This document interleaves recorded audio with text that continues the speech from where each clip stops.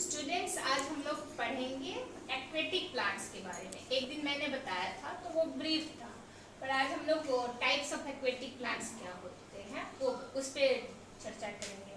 वैसे तो आप लोग जान गए कि व्हाट इज एक्वेटिक प्लांट्स। तो एक्वेटिक प्लांट्स वो होते हैं, इनको हाइड्रोफाइट्स भी करते हैं। हाइड्रोफाइट्स इसलिए क्योंकि ये पानी में ग्रो करते हैं। तो जो प्लांट्स पानी में ग्रो करते हैं और उसके आसपास में ग्रो करते हैं, पानी के वाले एरिया के पास में भी, तो उन सबको हम लोग एक्वेटिक प्लांट्स में डालते हैं। जैसे कि सबसे कॉमन तो आप लोग लोटस जानते हैं, फिर ट्रापा भी मैंने बताया था।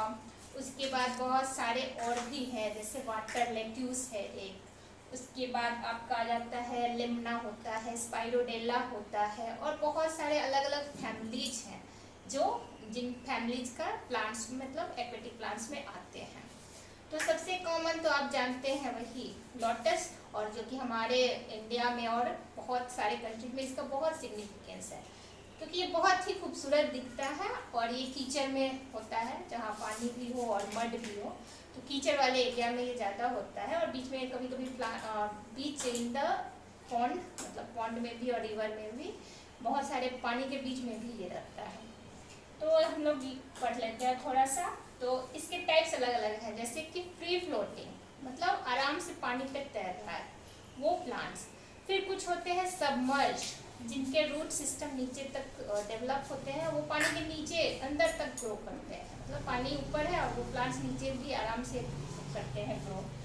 फिर उसके बाद फ्लोटिंग है, जैसे बहुत छोटा सा एक प्लांट होता है लिम्ना, ठीक है, स्पाइरोडेला, ये सब जो है ना फिर आराम से फ्लोट करते रहता है। कभी कभी आप देखिएगा कि पॉन्ड के ऊपर पूरा ग्रीनिश स्ट्रक्चर है, पूरा ही ग्रीन ग्रीन, और जब गौर से आप देखेंगे तो उसमें छोटे छोटे प्लांट्स होते हैं जिनका 2 लीफ 1 लीफ जैसा स्ट्रक्चर होता है और पूरा वो फैले रहते हैं अपना।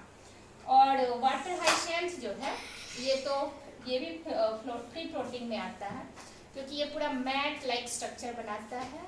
तो ये जो होता है ना, जो न्यूट्रिएंट्स जो होते हैं प्लांट्स के, प्लांट्स क्या करता है, न्यूट्रिएंट्स जो रिवर के अंदर है, फिर आपके पॉन्ड के अंदर है, तो उन सबको सक कर लेता है। और ये जहाँ हो गया ना, फिर ये बहुत तेजी से फैलता है, जैसे 2 वीक्स में ये बहुत ज़्यादा ग्रो कर जाएगा। और आप देखिएगा बाढ़ के टाइम में आराम से पूरा मैट जैसा स्ट्रक्चर फ्लोट कर करके किनारे लगते रहता है।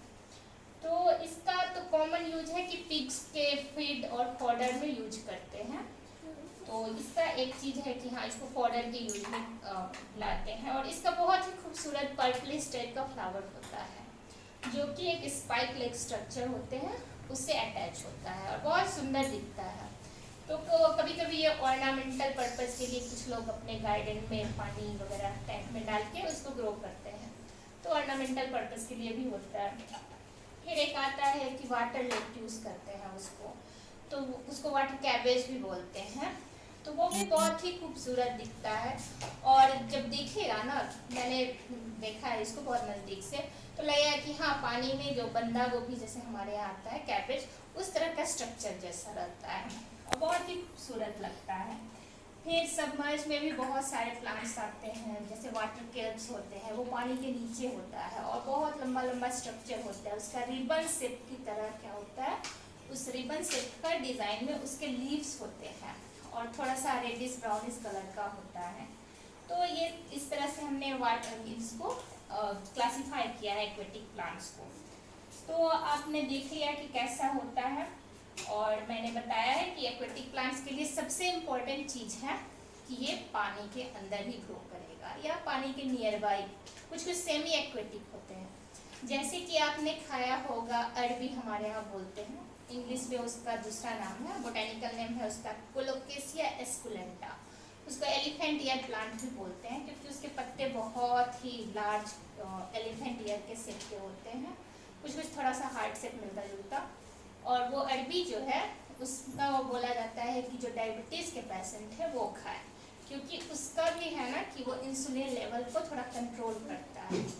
तो ये बहुत ही कॉमन आपको नियर बाय, जहाँ थोड़ा थोड़ा पानी जमा है हल्का हल्का, वो मिल जाएगा आपको, और बहुत ही कॉमनली ग्रो करता है।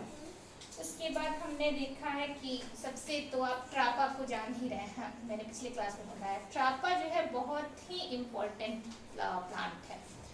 और इसका जो है ना ये थोड़ा सा पर्पलिश कलर का इसका होता है इसका लीफ का अरेंजमेंट, और बहुत खूबसूरत दिखता है। और इसको तो बेचा भी जाता है और इसको खाया जाता है, कच्चा में फल की तरह खाया जाता है, ठीक है। और इसका फिर जब पाउडर करके बनाते हैं सुखा के, तो उसका बहुत सारे इंडियन कुजीन में और फॉरेन के लोग भी, जैसे ताइवान वगैरह के लोग उसको सूप में भी यूज करते हैं, चाइनीज़ लोग भी उसको सूप में यूज करते हैं। तो वो बहुत मेडिसिनली भी इम्पोर्टेंट है, क्योंकि वो बहुत सारे बीमारियों में उसको बोला जाता है खाने के लिए।